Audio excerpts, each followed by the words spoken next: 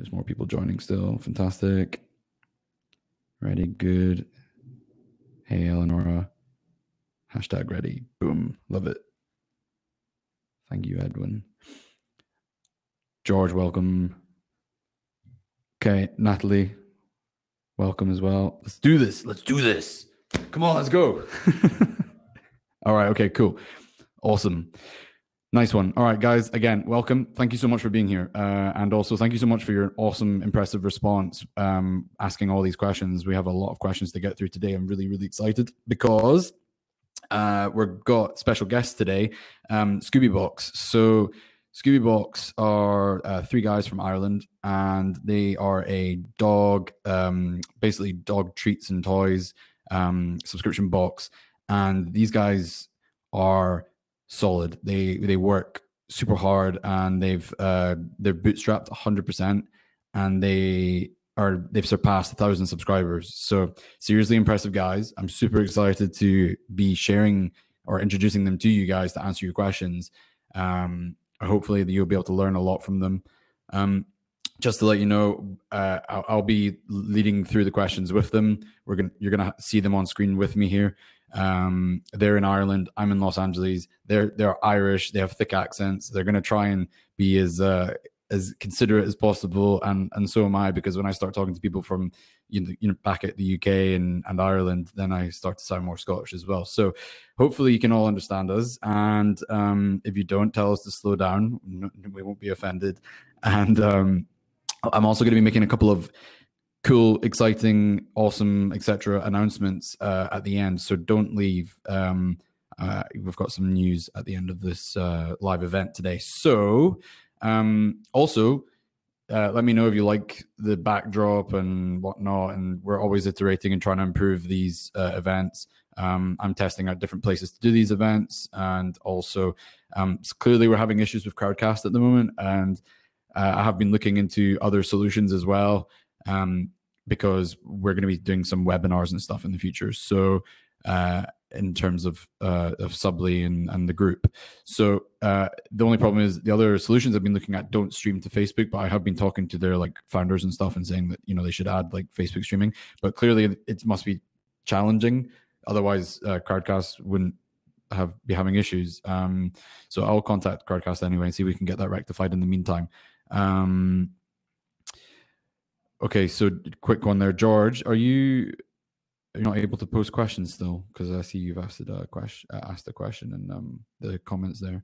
Oh, okay. All right. Well, I'll add that one quickly right now into the questions for you. Sorry, 2 seconds, guys. Okay,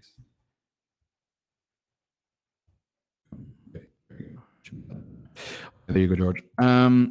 Okay, cool. So without further ado, I'm going to invite the Liam, Gary, and Paul to the live stream as well with me.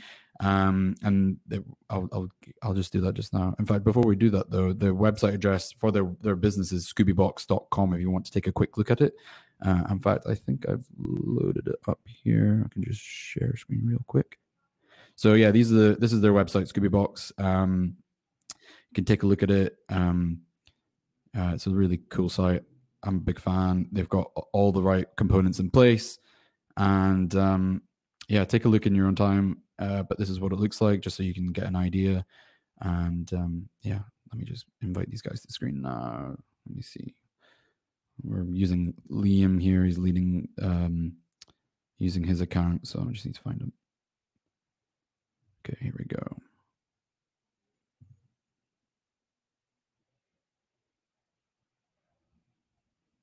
Andrea, can you do me a favor and just make sure that we've got people coming?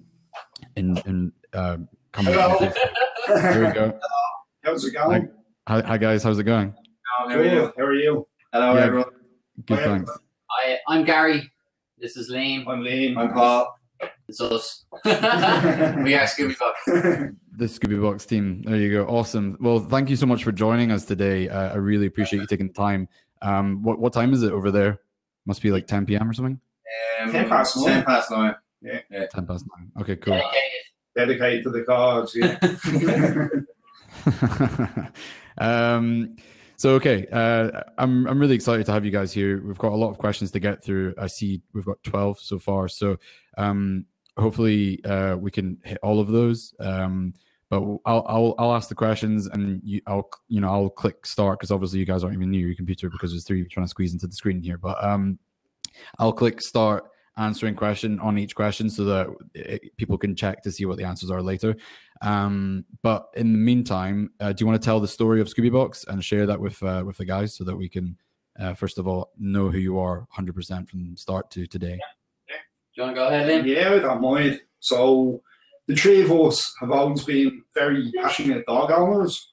We're mad about dogs. We've all had dogs growing up. But we always had a common problem. We found it difficult to find cool and unique products for our own dogs. And the pet shops over here, I don't know about the US, but over here they're really, really expensive. And they don't really have a lot of unique products. So we obviously saw the subscription box boom in the US. And we've always had different businesses, the 3 of us, and we decided to give it a go ourselves. So obviously, you know, we came to you, when was it? 2 years ago. 2 years ago now, yeah. 2 years, yeah. Seems like yesterday. Yeah. Very naive we were and fresh. We all look 5 years older now, though. I look about 20 years old. Steady. So yeah, obviously you helped us get set up with a website. We launched, and we started running, and we haven't stopped running for the last 2 years straight. Literally 7 days a week around the clock. Had an appearance on Dragon's Den back in April. That's Shark Tank. Everybody tuning in from the US. That gave us a good bit of publicity, and we've just been pushing on, down from strength to strength ever since. Yeah. Awesome. Yeah, that's great, and I can vouch for that. To anybody watching, that these guys are serious hard workers, and yeah, I've watched them from the beginning to where they are today, and they mean business. Let's just say that. So I'm excited that they're here today, and we're doing this live event, because I don't think we could have ever predicted that either parties, ScoobyBox or Subly, would be here in this position today. So it's pretty cool that we've got this kind of full circle, and now you're sharing your story, and we've been sharing our story. So it's awesome. Okay, cool. So thanks for sharing the story. I'm going to quickly look at these questions and see what we've got, and we can start cracking on with those. Not many people have voted on the questions, although there are a lot of questions. So I'll just start from the top and go through them. How's that? Yeah, sounds good. Okay, cool. So the first question, okay, somebody just voted on that one. There you go. There's 2 on that one now. So the first question is social media. It's from Sean Pilford. So the first one is, social media is very important for most sub boxes. What are 3 tips you could give for posting content on Facebook to generate and encourage engagement? That's actually a pretty good question. It's a good question.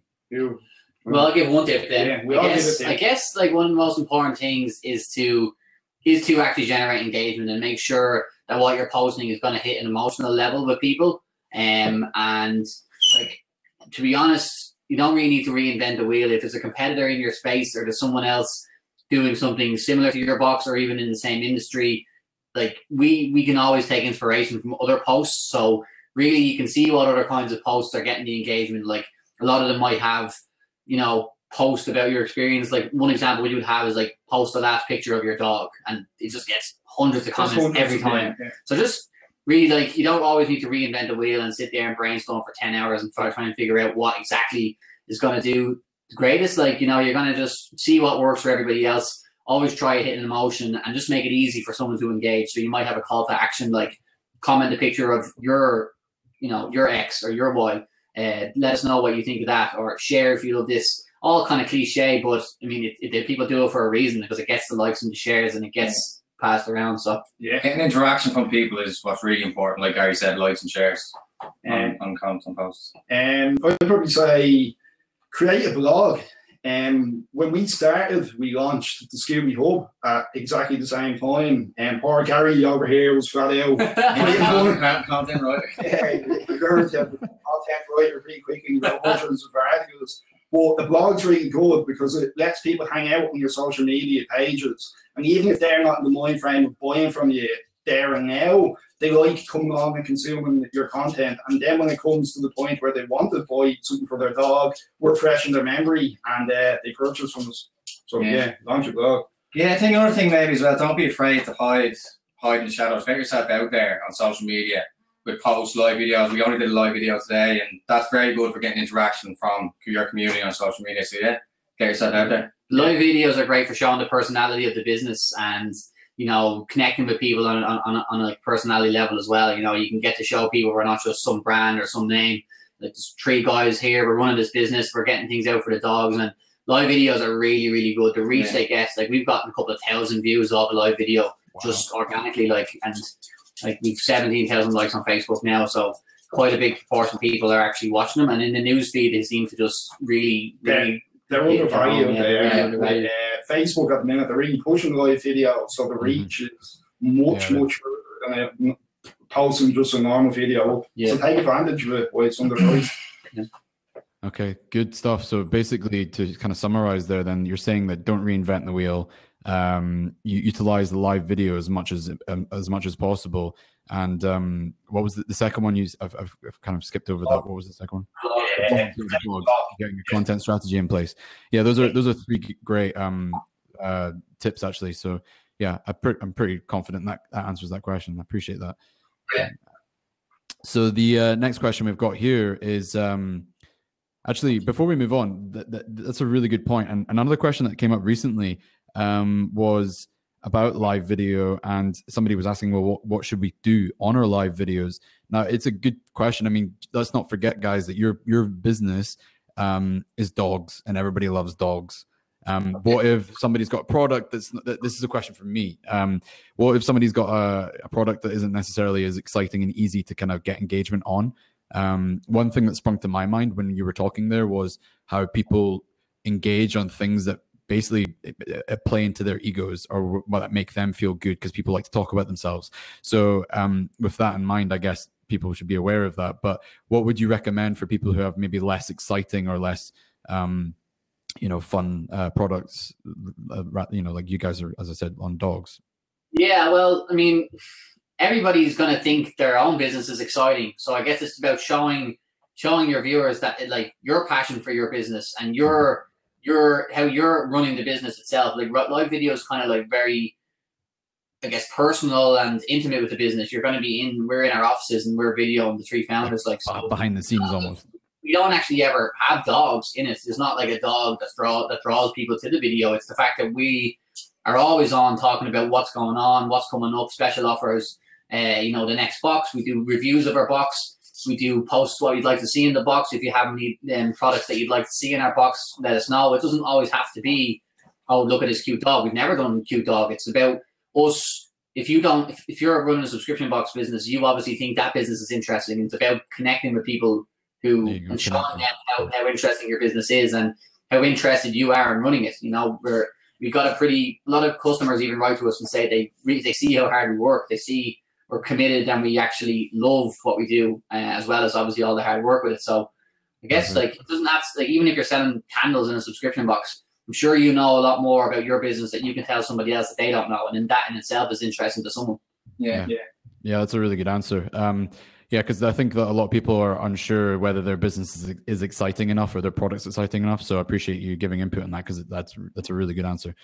Okay, so the next question is, what did you do for a pre-launch, and did it have any effect or brackets measurable on your amount of subscribers in a positive way? And this is from pre-launch. Don't forget about that.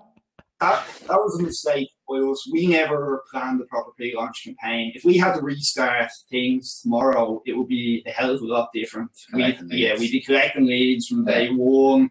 We'd be doing automation. We'd be running competitions to capture leads as quickly as possible. We'd be giving people sneak previews of the box. And all the stuff you're basically meant to do. We were very naive when we started. We just thought we were going to start and we we're going to have 300 subscribers in the first week. Yeah. It didn't end up like that. No, Oh, we've all been there, I think, or end up there at some point. But yeah, that's funny. We ran a landing page, and then we collected a few emails, and we ran a competition to collect leads. But we find with competitions, whenever you're running a competition to collect leads, I don't know if this is just us, but we don't really get many sales from, like, we got something like 400 or 500 email addresses, but I guess people that are chasing competitions are not really. We our assumption about it is that they don't really want to sign up or they don't want to buy it. They'll throw their email in to get one for free, but they might not actually get one. So what we should have done is display the value of the box. Like even the landing page, I don't really think had a picture of the box. We didn't have any pictures of anything. So like, yeah, it was kind of it was a rushed launch, but it took a long time to launch, but we actually in a weird way rushed it, even though we had a lot of time to do it. We didn't put time into displaying the boxes to people and getting interest and collecting qualified leads. The leads were just kind of competition leads, which are less valuable for us. Yeah. Yeah, that makes a lot of sense. I think people like, I see a lot of pop-ups and stuff where people, before you even get on the website, for example, and they'll show you like, oh, you get 25% off, and it's all just value driven and not rather like as in like monetary value driven rather than the value of the product driven, which is much more important. And yeah, that's a really good point. Like, you know, people don't necessarily focus on the existing, like the product itself or what's in the box or showing the product because, you know, they've not even launched yet. But I think it's really important because people want to know what they're signing up for at the end of the day. So like even the landing pages that I see sometimes people are posting before they launch, they're like, they're like, here's what we're going to do. Kind of a heading, I suppose, describes the box in a couple of sentences and then says, give me your email. Kind of like, I really advise people to try and show and get excitement for their prospects before they launch, like exactly what they're going to get. Maybe not a bit exactly, but really show. I think even just coming and putting up a landing page with just a heading, just says we are going to send X, Y, and Z every month, and it's going to be great. Give me your email and let you know when we launch. I'm sure you will get some signups, but more effective, like to just really try and get, you know, a high value product, a really clear picture, and, you know, a good bit of description about not only what products you're going to send, but what value that's going to bring to somebody on a monthly basis. And what, like, a lot of it depends as well on your copy, on your email automation. If your copy is not good enough and you don't know what you're doing, you're not going to convert what you need to convert. There's books and stuff online, plenty of information out there about how to write effective copy. What's the Copywriter's Handbook? Yeah, he's right. Yeah, took me long enough, but the Copywriter's Handbook by Joseph Sugarman is a good one. So we should put this link in the comment section. Actually, Andrea, if you can possibly link everybody to that book, that would be awesome. Can you say that one more time? The Copywriter's Handbook or Copywriting Handbook by Joe Sugarman. Okay, he's just this guy who used to do mail order sales, so they had nothing to sell anything except their copy. So they would have just sent out something in a newspaper and people would have had to mail in. So they had to have really, really, really good copy. So that's, you know, you're reading books from a good author. And another thing as well is that, and I think when you just have like a landing page, people forget. If you don't have like a strong identity, people are just going to forget. They'll put their email address and they'll get an email maybe weeks later and they're going to be like, what the hell is this? But if you have like an image of the actual box with the products, it sticks in your head a little bit better, I think. So yeah, good answer, guys. Let's move on to the next one here. So this is from George Kleanthaus on the Facebook group. And oh, hold on a second. It just jumped around to people. Okay, people want this one answered, it seems. Okay, so the next question is, George, we'll get to your question next. It just literally just this question jumped up and two people voted on it. So the next question is, what was your marketing budget after launching and how did you spend it in percentages roughly? How did you burn it? How did you burn it? How did you burn it? Like, we were all working full-time jobs at the time, so literally any spare cash we had, we were pumping it into the business. Anything to try and get it off the ground. Literally, someone's about €700 each a month. Yeah, straight into the business. There was a steep learning curve with Facebook because it was the typical scenario of Facebook. We're sending out ads to women who like dogs. We're getting all these people on the website. And it's costing us €80 per customer, and they're signing up for 1 month and they're leaving, so we're not getting anything out of it. So then we got into AdExpresso. It's a really, really good tool. Yeah, brilliant for testing Facebook creatives. We really honed in on our Facebook skills. It took us probably about 4 months. Double it. At the end of the summer, we had the strategy down. Right, yeah. August, we had maybe a bit longer than that, but make ourselves feel good.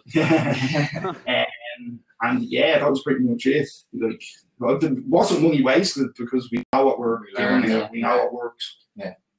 Okay. Yeah. I mean, I think it's one of those things that's just kind of trial and error. And when you're launching, you need to figure out, where the money's going to go. And obviously generating customers is the kind of the source of all income for your business at the end of the day. So, but there's a lot to think about. And I mean, if you were to put a percentage on it, could you even put a percentage on it? Or was it just, or were you just in doing mode at that time? Percentage of marketing. Well, so basically, what your marketing budget when you were during launch, how much? We were spending over, What are we spending? Somewhat at least €700 a month on Facebook. But in terms of as a percentage of your total budget when you were launching, was it like 20%, 50% of your overall budget for launching during the launch? Once we had the products, once we had the boxes and stuff purchased, it was pretty much 100% of the budget. That's all we had to. We had everything ready to go. We ordered products from suppliers on a monthly basis. We didn't pre-order stock, so basically all of the budget is focused on growth. And to be honest with you, ever since then, 90% of the budget is focused on growth, because if you're not growing, you're going backwards. Yeah, exactly. That's so true. If you're not moving forward, you're moving backwards. Yeah, that's 100% true. Okay, awesome. Good answer. Let's move on here. So this is from George Cleanthouse on the Facebook group. What are your Edwin? You're messing with me here, man.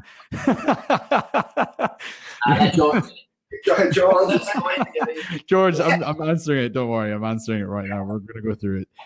Edwin, you guys can take it up with each other. What are your negotiation tactics when it comes to bulk purchases, etc.? How do you get more percentage off the price? That's a really good question, actually. As a product, man. Yeah. So first of all, you need to make sure you get 3 quotes from 3 different suppliers. So that will create a competitive price. Just sorry to interrupt. He's saying 3, not 3. 3 different quotes from 3 different suppliers. So that will create a competitive pricing. So then you want supplier to know that you're going to get the best price. Yep. So you do your research and you find out exactly what your cost is going to be. And what we've done a couple of good things, but what we're doing, what's mainly work for us is we go to supplier and we give them, we quote them for a higher price, higher quantity on what we actually want. And so they give us the price. So then we go back to them and then we ask for a lower quantity. So say you want 300 products. You go to them and you get a quote for 600 products. Okay. And then they come back to you with a price. We go back to them again with the actual say try and lock them in on that price. Then we try to lock them in with that price. And then they come back to us, and then we come back to them again through email or whatever, and we say to them, we've been on to a competitor and we've got a better price. And the majority of the time, they'll beat your price as long as you're not giving them. The price needs to be reasonable. They say to them that you got from the competitor, otherwise they're going to think you're lying and you're not telling the truth. But the majority of the time, they're going to beat the price. And another good tip that we do, it's actually most of the time that we're doing at the minute, is we're planning for the future with suppliers. So say supplier has 5 different treats in their catalog, dog treats, just as an example, because we're ScoobyBox. So say a company has 5 different dog treats on their catalog. We'll say to them, we'll use your products over the course of 10 months. So say every 2 months. So we're going to use them on a consistent basis if they drop the price to a certain amount, and if they drop the price as we grow. So say we 400 subscribers when we got the first price. When we move up, we want the price to drop.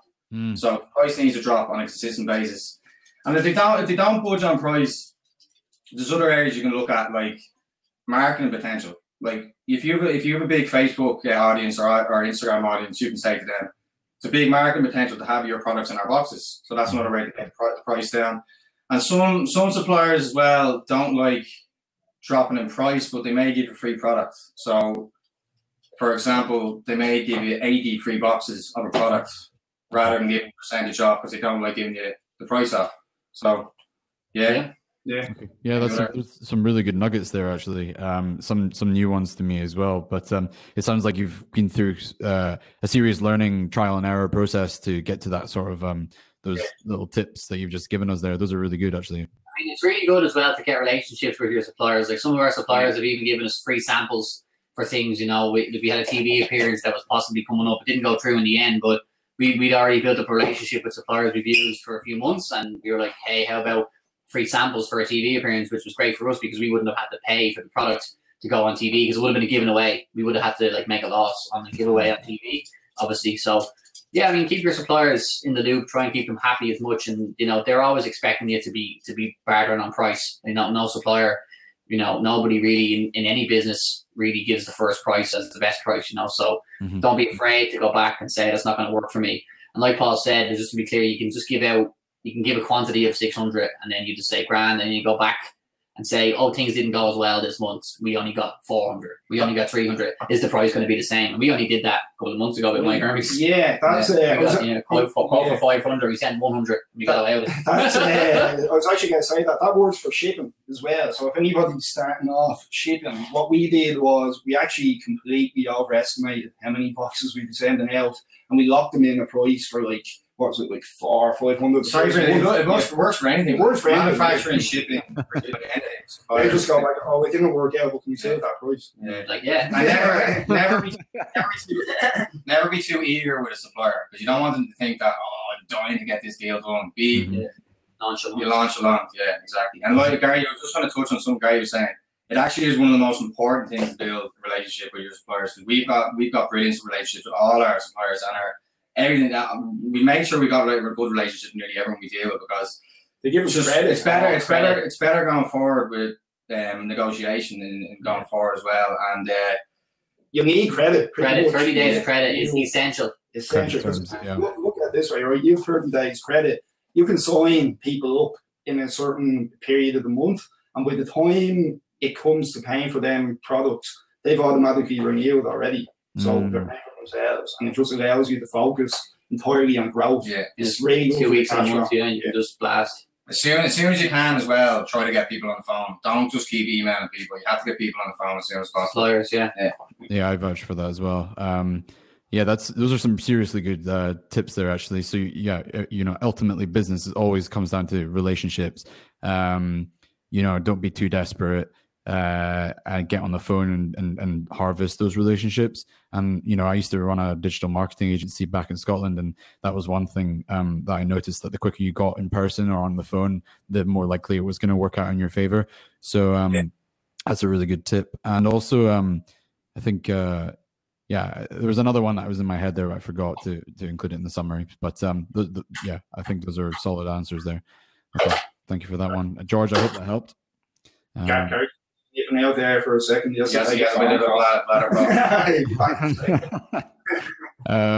All right. Okay. So the next question I've got here is again from Edwin. So, did you use any Instagram influencers? If so, what was the price and the amount for followers? Was it any use? Was it effective? In regards to influencers, we've tried everything at this stage. We've tried all the main ones in Ireland, and we've tried a number of them in the UK. First of all, we'll never pay for anything. Not a chance. For the simple reason, you cannot, this is my personal opinion, you cannot build a business on influencers. So they're great for a jump every month. Like when we send them out, we might see a spike in traffic, we'll get a few sales. But to actually have a successful subscription box business, you need a repeatable, scalable, profitable model that you can do every single day, over and over and over again, and watch it go up. You can't do that with influencers. It's not possible. It's great for brand building, great for brand awareness, getting your name out there, but don't expect to have a solid sales strategy with influencers. It won't be possible. In saying that now, in Ireland, we are a lot smaller. So in the US, it might be completely different with influencers, but we just found, that's just our experience with influencers. So I guess it also depends on the industry as well, or the product, because you know, if you're really super niche, you can exhaust that resource really quickly. But you're right there, 100%. Like repeatable, scalable strategies is what you want, and influencers, I think, from what I see, would be fantastic if you're wanting to get like quick exposure, that initial impact, like a part of your pre-launch, basically, to put you on the map quickly. Great for branding exercise, as you said, and brand awareness. But yeah, that's a solid answer as well. But I guess it does depend on the industry, and if you have like a pipeline set up and somebody running the Instagram or the influencer outreach strategy on a day-to-day basis, then I guess that kind of changes things. But when you've got limited resources and time, then it's not scalable. And one other tip that we found with influencers too. So like in the past, we've sent out a box, say the influencer, a well-known Irish influencer, and we'll see a spike in traffic, we'll get sales. So everybody's excited, oh, this is brilliant, but they're getting another box next month. Send out another box, the sales decline. By the time we hit the third box, we're basically getting nothing from them. So going forward, anytime we use influencers, we'll only ever use them 2 months in a row, and then we'll give them a break, because I don't know if it's just Ireland, but it's like they literally they max out their audience pretty quickly. Yeah. Okay. We've still got people joining here, by the way, which is great. Okay, thank you for that. And the next question is from Laurie. The group seems to be suggesting email as a means to promote the business. Oh.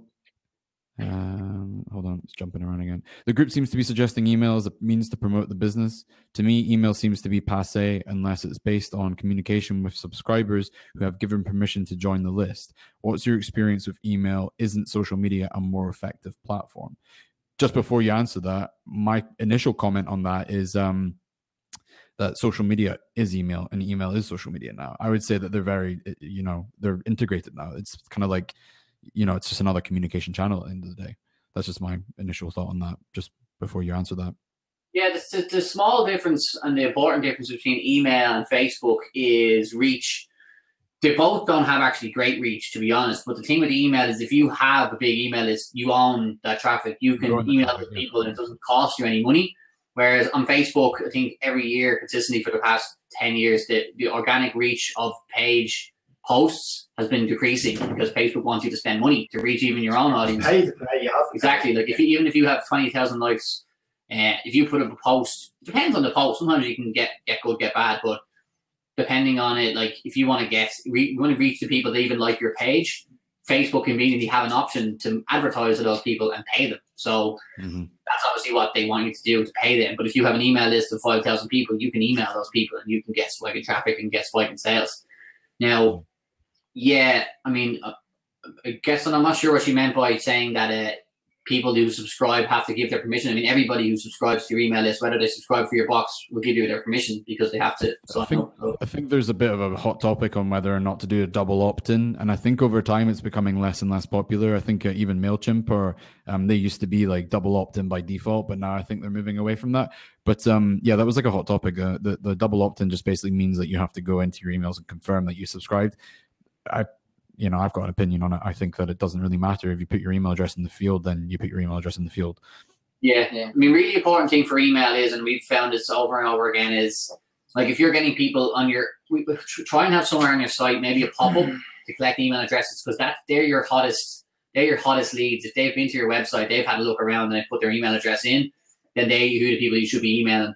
We use Active Campaign and we keep people separate in all different lists depending on where they've interacted with us. So if they go to the blog, they're kind of not that warm. They've just read a dog story. They might not be that warm, but you'll put them into the blog, the email list. If they've gone to the website, we have automation set up to follow up with them. But if they go to the website and they abandon cart, for example, we'll have their email address if they put it into the pop-up, and they'll basically have an automatic email sent to them. So retargeting is very, very important for any business, especially on Facebook, especially email. So it's just, I'm not going to say that email is the game changer for us. It's not really, but it's there, and it's it's in the background, and it's not anything you really need to worry about once you set the automations. You're getting sales from it, and why not have it? If it's only $50 a month or whatever, depending on your budget, or $20 on MailChimp or whatever, why not even put an email system in and just have it there? It's not our biggest channel. Maybe it's just because we're not really that good at it and we don't focus on it really. But it all depends on quality of leads as well. If you're getting qualified leads and your copy's good and you've proper automation set up, yeah, definitely have the email. Obviously, there's always challenges with email. Like Gmail recently, they've got the promotions tab. So the open rates are getting worse and worse for email. But like even from our own perspective, on Black Friday, we sent out a couple of sales email, and it got us a few grand in sales directly from email. So yeah, like it is important for flash sales and things like that. And especially as well, like another thing we found is going against us for email is that we only really have one product to sell. So if that makes sense, like we just kind of had, up until recently, now we're going to tell you about our store, but before it was like they sign up for the email, we send them a few emails and they don't buy the subscription, we don't really have anything else to offer them. You're going to sign up or you don't. That's kind of like binary for us. But recently we launched an online store, and like we've used that email, and it's become much more effective because someone might be in there, they might never sign up for it, but they might want a box once off, they might want a toy, they might want a bed. So if you have a store that runs concurrently with your subscription box, which we definitely recommend, then email could be important for that. But if you have just not collected any emails for a year and you've been running your subscription box and you try to open a store, you've no leads. Like, so they're always going to be important. Even if you don't know what you're going to do with them now, have them. Yeah, I agree 100%. I mean, as you said at the beginning of answering that was, owning your traffic is essential. And as, social media changes their algorithm, they could change it any day. And then you'd be possibly losing one communication channel, going from 10% to 5% overnight, and you've lost 50% of your traffic from that channel. So owning your email addresses is a bit more stable, I think, owning your traffic through email addresses. And then automations are imperative, I think, because that's like evergreen. You're able to set it and forget it and keep adding to it over time. It's such a small thing to do in the grand scheme of things that can accumulate over time and apply over time as well. Okay, awesome. Thank you for answering that. Let's see what we got here. George, again, clean thoughts. You're gonna have to start paying George. Is there it's jumping around again. George, in regards to the new pay monthly / commitment package, other than the terms and conditions deterrent, what do we do if someone does cancel? Is that he's talking about the commitment period, is he? Yeah. So he's talking about the customer emails through and they want out. Yeah. Depends on your business, how you want to approach it. We know certain subscription boxes that won't let them out. This is it, like you've signed up, puff, you're in here, it's a phone contract. Us, we don't handle it like that. If somebody comes through and they genuinely want to leave, we're not going to force them to stay. So it just creates a bad relationship. We could be under attack on social media. So all we'll say is, if you got a discount on your first box, you have to pay it back. You have to pay the full price. For the amount of months that you're on. 95% of people are okay with that. They pay up, we let them leave. That's it. They're happy, we're happy, we don't lose. We don't advertise this now, of course. We only do this if they come into us and say they want to cancel. The thing about it is as well is like we're still founders, so I guess this might change and we don't have to deal with everybody's emails. Because, people being very angry with you in an email if you're basically trying to hold them to ransom. It's not going to be good for our morale down in the office. So it can ruin your day. Yeah, exactly. I know how that feels. These bags into my eyes. That's from crying so much. No, I'm kidding. Basically, you'll always try and do your best. Now, one thing you would always say is someone might come through to you and say, I want to cancel. You can turn them around. Yeah, you can turn them around, and just something we've only started to do in the last 2 or 3 months. Yeah, we only started to do this in the last 2 or 3 months more often than before. We kind of just used to say, all right, you want out, why? And they're like, oh, it's too expensive, I don't like it, all right, see it. But now we're like, well, what's too expensive about it? Oh, well, my dog doesn't like this. Well, he never told us that. Well, how about if we make it slightly different for you? How about we give you another option? Maybe there's a cheaper plan, if you sign up for longer. And we found that like a lot of the people coming through, like their instantaneous reaction is I want out, but they may not want, they may have some other thing that can actually save them. So always try and save them unless they give you the impression that they just kind of wanted to get one box at a discount to try to get out. In that case, we basically say, well, you owe us money for that box, and if you don't pay, then you're not cancelling. And they say, okay, fair enough. And then eventually we can normally get the money off them when they don't expect it. Okay, awesome. There's a bit of a feedback. Can other people hear that? Yeah. No, we're okay. We're okay. Answer surprised me. It was quite helpful as a consumer. I turn away from email that. Just go with Laurie. Yeah, hold on. Okay, it's gone now. Okay, awesome. Because I could hear myself. Oh no, I can hear myself again. Okay, let's carry on. So Eleonora, she's asking, is there any specific way with which you plan future subscriptions of products purchased to build the box in order to minimize waste? Open the store. pretty much.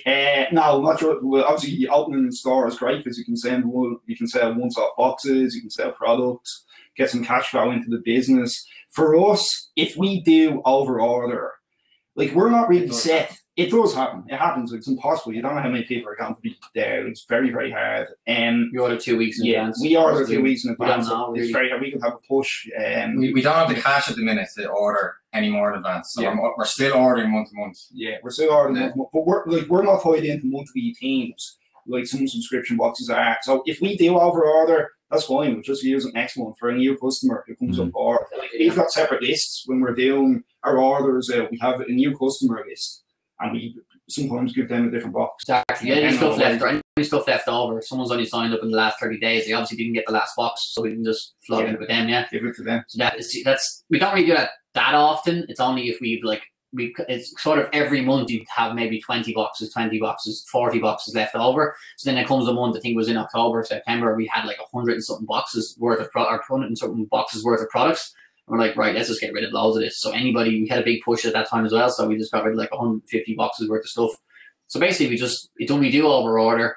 It builds up in the office, but you give it to new subscribers who haven't got it. If you can do that, or that's sell it in your shop. Yeah, that's the way your box works. But yeah, or the shop. If you have opened up an online store or a section on your website, Subly offers once-off purchases as well, so you can just get rid of things. And the thing about an online store is subscription boxes in general are going to have quite thin margins, so they're great for revenue and recurring revenue, but the profit margins on them can be quite hard to maintain at a healthy level. So once-off sales at 50% or 40% profit margin, especially even your product, one of your past boxes, you might be able to sell it for a higher price. I know we sold boxes for €34.99, and our cheapest plan is €22. So it's a much bigger profit. People will pay. People will pay just for one. Some people just don't want to pay for a subscription, no matter how cheap they can get it and how good value it is, but they're willing to pay €35 for something that they can get for 22. Yeah. That makes a lot of sense. I think people are a little bit scared of commitment. Yeah. Oh, they are. Yeah. You have copyright issues with Hanna-Barbera. You have copyright issue. That's a funny one. That's a funny one, but we'll save that for another. I kind of giggled when it came in. I was like, okay. So the next question is also from Eleonora. At the beginning of the business and after, having decided what products to include in the box, how do you approach any eventual manufacturer / supplier? At the very beginning, one doesn't have any bargaining power. That's a good point, actually. So when you're at the beginning, when you don't have the bargaining power, how do you approach it? Again, it's like pretend like you do have a bargaining power is the first thing, and just say, we want to. Yeah, well, Gary's going to say it first, but the relationship as well. First of all, like you were saying before, build a great relationship, and then I think when it comes back to what we were saying earlier on as well, build for the future with the supplier. So if you say to them, we're going to have 300 subscribers in 2 months. We're going to use your products we're going to use all your products in your catalog for the next 10 months. Give us a better deal. Yeah. You just kind of have to be confident in yourself. And if you don't have the bargaining power, you can't just get the bargaining power. You have to make it look like you're serious. And again, like I said, just tell them, obviously don't lie to anybody, but you need to say that you plan on having 300, and you plan on having 200, and then when your plans don't go to it, I mean, when we started off, we were telling suppliers, when we were first sourcing our product, we were telling all suppliers we were going to have 300. We were going to have 300 products to be ordered, and they all believed it. And when they all gave us a price, and when we went to actually order, they gave us the same price. They gave us the same price that we quoted first. So what we did as well is we actually met all our suppliers the first month. There's a company who they're a big dog toy supplier in Ireland and the UK. We actually drove to Northern Ireland to meet them face to face. About a week before our first box went out, we went down, we got tour of the factory, and we still use them to this day. The fellow we met down there, Daniel, exactly. It doesn't always have to be an adversarial thing. You're going to be working together, you and your suppliers. So you don't need to pull the wool over their eyes, but just also be confident in how many subscribers you can get and you will get. And you need to look at the bigger picture. And into the future. Yeah, that's good advice. And to those who can't drive and see their suppliers, maybe even jump on a Skype call or something like that. It might be the equivalent. Yeah. All right, perfect. Cheers, guys. So we're going to have to start accelerating through these answers a little bit here. We've got 10 minutes left, but so I'll go through them. So Sean's got another question here. Whether it be for social media contests / giveaways, customer interaction, or marketing, what are 2 or 3 must-have tools that you have used for ScoobyBox? Stunning will be number one. Yes, love Instagram images and It's Stunning is brilliant. Stunning. It's a Dunning kill. So if anybody has a failed payment, Stunning will automatically email them. And it has a thing called Smart Retries where it goes in and tries to take the payment at a different time, and it'll also prompt them to update their credit card. It's recovered thousands of euro for us in the last few months. Number 2, barometrics. You need to know what's going on in your business. Get barometrics or get Chart Mogul. I personally prefer barometrics. Barometrics is well worth the money. You have to know your business is healthy. You need to know your churn every single day. Yeah, lifetime value, churn, average lifetime, customer acquisition costs. If you don't know these and you don't take action to get these up or down, whichever way it has to go. 100%. LTV has to go up. Churn has to go down, CAC has to go down, and I can't remember lifetime has to go up. So 2 up, 2 down. If you can't do those things, and if you don't know about them, and you're in it, you're a few months in, you're going to be having problems. So you need to be right on top of your metrics from day one. And then these tools run off of Stripe, don't they all plug into Stripe, and they work perfect. And with it, then add Espresso, Active Campaign. Yeah, Active Campaign is great for onboarding customers again. So we have automation set up, so when you sign up for ScoobyBox, you'll be given a welcome series. So it'll explain who we are, why we launched the business, and build the anticipation for the first box. The second one is just 10 things about ScoobyBox, common questions we get, and we realize people don't really know, but we know, and we think they do know, but they don't. So like things like delivery times, and when your next charge is going to come out, how will I get my delivery as a courier? What else do I get from ScoobyBox? Here's our social media, here's our blog, things like that. So we go to get like 4 or 5 emails every 10 days. One email every 10 days, 4 or 5 times after you sign up, and I'm actually building out a little bit more as an onboarding process. But Active Campaign there to basically onboard their customers, and when someone cancels, they use Zapier. Zapier is a great tool to interact with your other tools. So Zapier will plug into Stripe. So if someone signs up in Stripe, Zapier will say, okay, Stripe, this person's email has now signed up for ScoobyBox. Hey, Active Campaign, add this person to this list. And if they cancel, Zapier will see in Stripe that person has cancelled, and then move them to cancel list. So they'll get a different automation being like, hey, where'd you go? Give us some feedback and come back. To see, the first question was the first tool. What was the first tool? Stunning. I've actually added the tools in the comments for that question. So if anybody's looking for them. Yeah. Okay. So Stunning.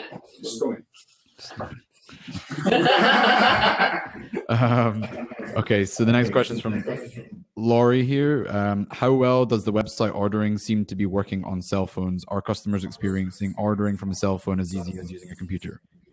Yeah, because nearly every single order, 95%. Everything's got mobile, yeah. Yeah, they say that 70% of web traffic is now coming from mobile. So, I mean, if it's working, it's working for everybody else anyway. Yeah, no, it is fine. Yeah. But being mobile responsive is essential, regardless of what you're using for your website, whether you're coding it, using a developer, etc. Just make sure that they design mobile first. In fact, this reminds me of the announcements that I've got at the end, but we'll get to that. So yeah, Laurie, customers are pretty clued up, I think, to buy online and mobile. And by the way, if I'm stuttering or like slowing down and pausing, it's because I can hear myself through your guys' speakers. Sorry about that. No, it's not your fault. It's probably the internet, I think, to be honest with you. All right, okay, George. I have an incredibly niche box, model box, wargaming hobby box. And we'll be heading out to a convention next year with a table. Have you attended conventions, and what are the important things to think about in terms of aesthetic and offers, etc.? Where is it? Conventions. Yeah. The thing about conventions. Convention sign. Yeah. There you go. That was on TV. Yeah. The thing about conventions is we haven't had great results with them. So I guess one of the things we're actually going to an event, not an event, but a kind of a Christmas market tomorrow, and we're not going to try and sell one subscription. what we're going to do is to go up and try and sell products, sell once-off boxes, and get some cash. I mean, I'm not sure if that will work for your subscribers or whatever. I'd obviously try and get subscribers up there, but like we found that we've gone to a few events and we haven't. People aren't really in the mindset if they're going to some event, they're not really. They're not going to take their credit card out and sign up for 6 months or 12 months. That's just our experience. It might be totally different for you, but our tactics for events now are to just go up and sell products. We really went all out for one event. We spent about €1,000 between pop-up stands and products, and we went all out leaflets as well, and we went to try sell subscriptions, and we didn't sell one subscription. Ouch. Yeah, so yeah, we got burned. So yeah, basically, but if we had gone up there and sold 50 boxes at €20, we would have made all our money back, so maybe that's something that you could consider. But collect leads as well. Have a piece of paper or an iPad there to collect leads. If you obviously try and get people, explain to people, it'd be great to see people's feedback in person. Here's my box. You might hear why they don't like it or why they wouldn't sign up, and that gives you feedback to, improve that aspect of the business. Like live feedback straight away to say, I wouldn't buy that because X, or I wouldn't like that because of Y, and you can work on that.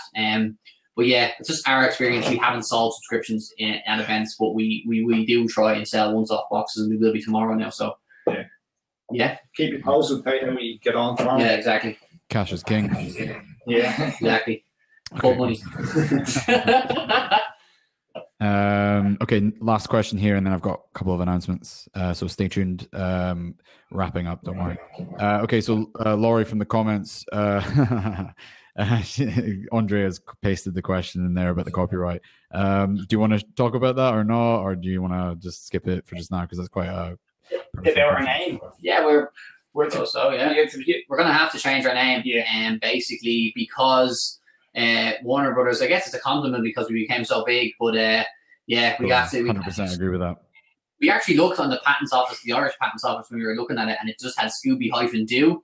So we were like, well, we're not Scooby-Doo and we're not Scooby-Doo, so it should be fine. But when we went to trademark our name, they basically opposed it. So because actually Scooby is trademarked, but not in Ireland, it's in EU-wide. So when we looked, it didn't come up. So we're going to be a different name. So it's something you need to think about from day one, because when we were starting this business, we could have never predicted what would have happened over the next 2 years, being on TV multiple times. You don't really take it into consideration.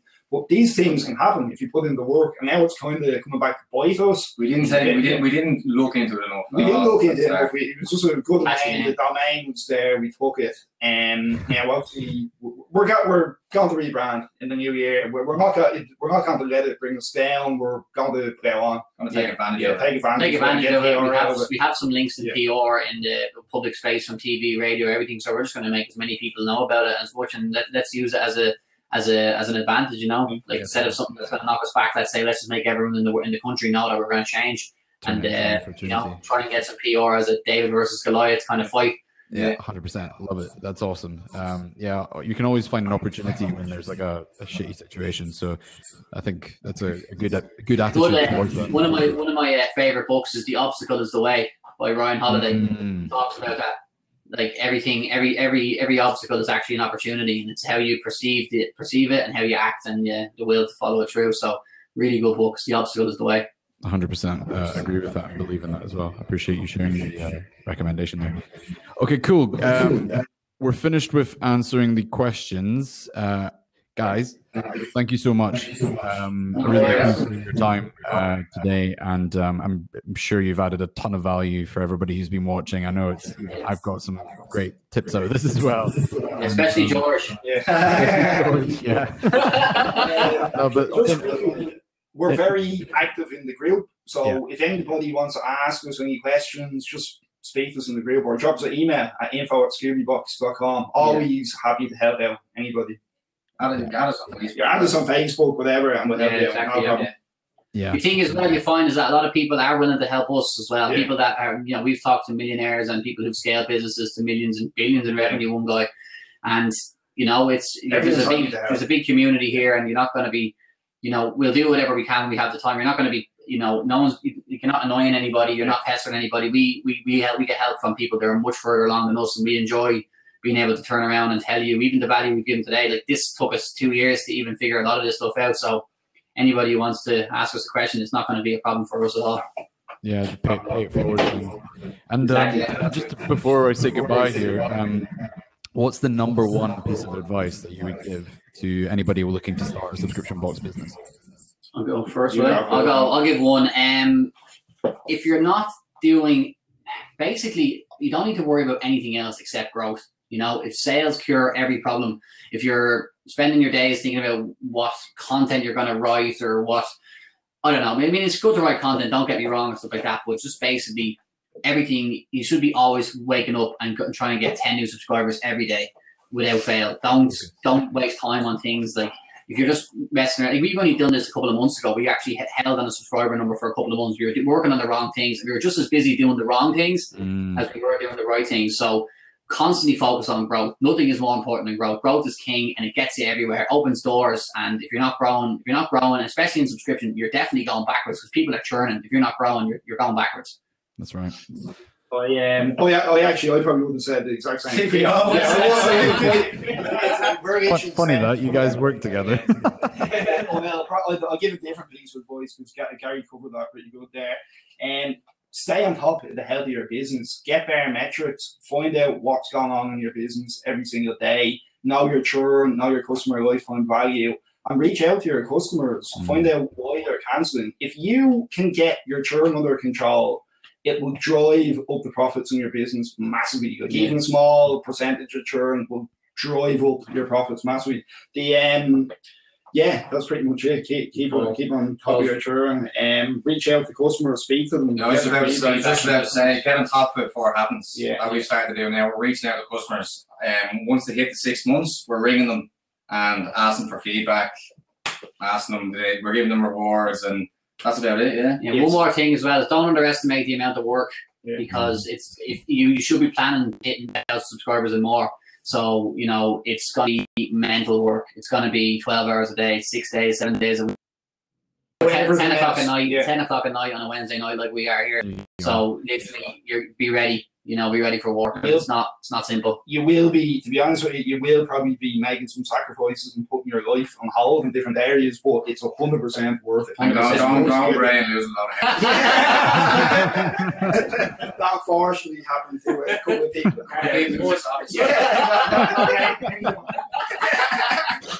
All right. Okay, perfect. I think that's some really good advice there. Appreciate it, guys. All right. Well, thank you again, guys, for joining. I'm sure we'll see you guys around on the group, and we'll be talking soon. So I'm just going to wrap up here, but I'm going to close your video stream now. But thank you, guys. Appreciate it. Thanks very much. Bye-bye. All right, guys. Before you run away, just a quick couple of announcements. First of all, thank you to the guys from ScooyBox. How awesome were they? Really, really enjoyed that, and I got a lot from that, and I hope you guys did as well. But just before you run away, as I said, just a couple of quick announcements.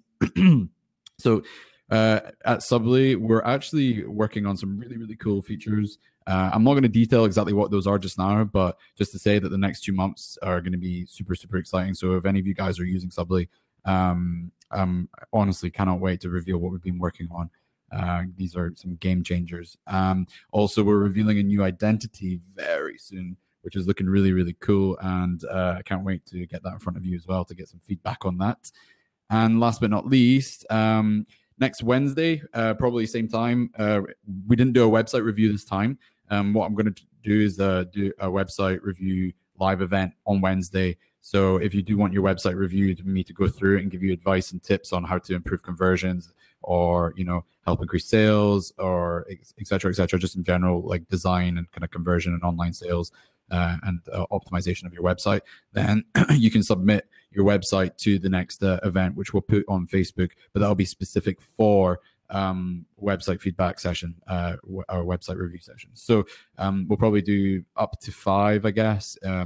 But it seems to be that those have been really useful for people, but we didn't do it this time. So I want to split those into 2 separate events now. So we're going to do the Q&As plus guests on the off week, basically. And each event will be every 2 weeks. So we'll post that on Facebook. So that's the three announcements. New features coming, really cool features, really game-changing features, new identity, and next event next Wednesday will be a website review session where I'll go through and analyze the websites and give feedback to help improve their conversions and sales. And the next thing I want to say is thank you so much. I see a lot of you have stayed tuned for the whole entire time. I'm impressed. I hope you're not falling asleep, and that's why the number of people still is so high at the moment, which is great. But thank you so much for joining in and being a part of these live events, and also for asking your questions, because it makes the world of difference because it helps other people learn. So hope to see you here again next time. And I'm really happy to see everybody getting involved in the group. Keep up the good work, guys. And also we hit 1,000 subscribers, 1,000 members on our group, which is super awesome. So that was exciting to see us pass that milestone. So thank you, guys. Have an awesome rest of your day wherever you are in the world. And I'm looking forward to the next event. Cheers, guys. If you have any questions, you know where we are. Have a good one.